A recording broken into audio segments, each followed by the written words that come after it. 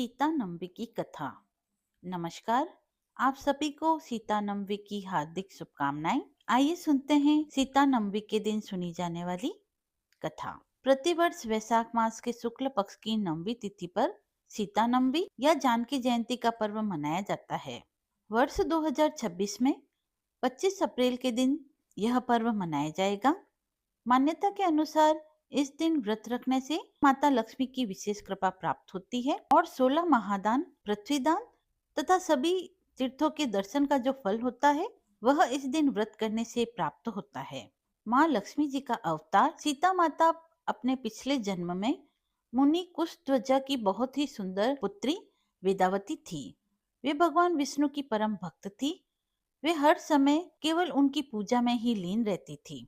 उनका प्रण था कि वे भगवान विष्णु के अतिरिक्त किसी और से विवाह नहीं करेंगी। उनके पिता एक ऋषि थे। वे अपनी बेटी के इस प्रण को अच्छी तरह से जानते थे। उन्होंने कभी अपनी पुत्री को अपना मन बदलने के लिए विवश नहीं किया। पुत्री की इच्छा का सम्मान करते हुए उन्होंने पुत्री के लिए आए अनेकों शक्तिशाली राजाओं और देवताओं के रिश्तों को मना कर दिया।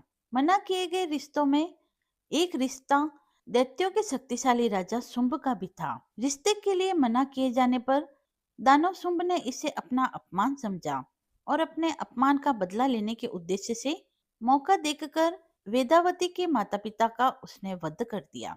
अपने माता पिता की मृत्यु के बाद वेदावती संसार में बिल्कुल अकेली और अनाथ हो गई। वे अपने पिता के आश्रम में ही रहने लगी और सारा समय भगवान विष्णु का ध्यान करने लगी। वेदावती बहुत ही सुंदर थी और उसकी तपस्या ने उसे और भी अधिक सुंदर बना दिया था।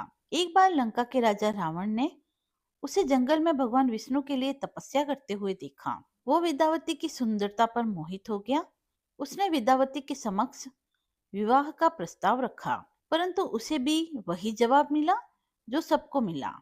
वेदावती ने रावण से विवाह करने से इनकार कर दिया। ना में जवाब मिलने के कारण रावण ने वेदावती की तपस्या को भंग कर दिया और उसके बालों को पकड़कर उसे घसीटने लगा।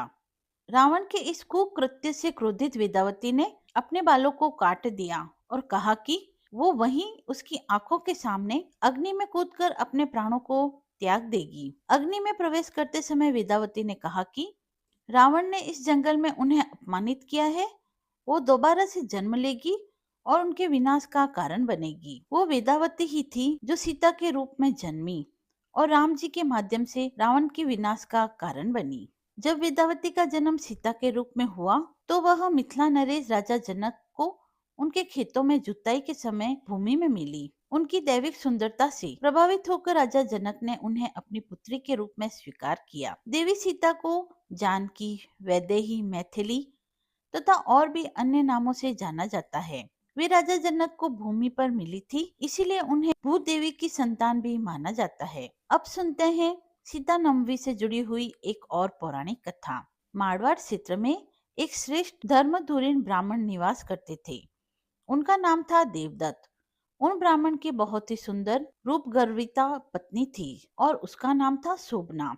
ब्राह्मण देवता जीविका के लिए अपने ग्राम से अन्य किसी ग्राम में भिक्षाटन के लिए गए हुए थे। इधर ब्राह्मणी कुसंगति में फंसकर व्यभिचार में प्रवृत्त हो गई। अब तो पूरे गांव में उसके इस निंदित कर्म की चर्चा होने लगी, परंतु उस दुष्टा ने पूरे गांव को ही जला दिया।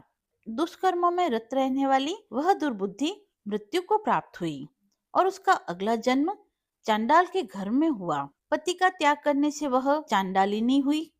ग्राम जलाने से उसे भीषण कुष्ठ रोग हुआ तथा व्यभिचार कर्म के कारण वह अंधी भी हो गई। अपने कर्म का फल तो उसे भोगना ही था।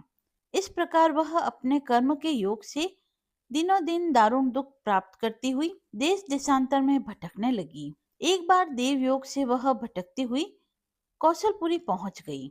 संयोगवश उस दिन वैशाख मास शुक्ल पक्ष की नवमी तिथि थी, जो समस्त पापों का नाश करने में समर्थ थी। सीता नवमी के पावन उत्सव पर भूख प्यास से व्याकुल वह दुखियारी इस प्रकार प्रार्थना करने लगी, हे सज्जनों, मुझ पर कृपा कर कुछ भोजन सामग्री प्रदान करो, मैं भूख से मर रही हूँ। ऐसा कहते हुए वह स्त्री श्री कनक भवन के सामने बने 1000 पुष्प मंडित स्तंभों से गुजरती हुई उसमें प्रविष्ट हुई। उसने पुनः पुकार लगाई, भैया कोई तो मेरी मदद करो, कुछ भोजन दे दो। इतने में एक भक्त ने उससे कहा, देवी आज तो सीता नवमी है, भोजन में अन्न देने वाले को पाप लगता है, इसीलिए आज तो अन्न नहीं मिलेगा। कल पारण करने के समय आना, ठाकुर जी का प्रसाद भर पेट मिलेगा। किंतु वह मानी नहीं। अधिक कहने पर भक्त ने उसे तुलसी एवं जल प्रदान किया। वह पापिनी भूख से मर गई, किंतु इसी बहाने अनजाने में उससे सीता नवमी का व्रत पूरा हो गया। अब तो परम कृपालिनी ने उसे समस्त पापों से मुक्त कर दिया। इस व्रत के प्रभाव से वह पापिनी निर्मल होकर स्वर्ग में आनंद पूर्वक अनंत वर्षों तक रही। तत्पश्चात वह कामरूप देश में महाराज जय सिंह की महारानी कामकला के नाम से विख्यात हुई। उस महान साध्वी ने अपने राज्य में अनेक देवालय बनवाए, जिसमें जानकी रघुनाथ जी की प्रतिष्ठा करवाई। इस दिन जानकी स्तोत्र, रामचंद्र अष्टकम, रामचरितमानस आदि का पाठ करने से मनुष्य के सभी कष्ट दूर हो जाते हैं। अतः सीता नवमी पर जो श्रद्धालु माता जानकी का पूजन अर्चन करते हैं, उन्हें सभी प्रकार के सुख और सौभाग्य प्राप्त होते हैं। सीता नवमी की यह कथा हमें यह सिखाती है कि हमें अपने आचरण को सदैव शुद्ध रखना चाहिए, कभी भी किसी प्रकार का गलत कर्म नहीं करना चाहिए, अन्यथा उन बुरे कर्मों का फल हमें अगले जन्म में भुगतना पड़ता है। और ऐसे में यदि भगवान की कृपा हो जाए तो एक तुलसी दल और जल भी उन बुरे कर्मों को काट देता है। कथा समाप्त हुई। धन्यवाद। जय श्री राम। जय सीता मैया।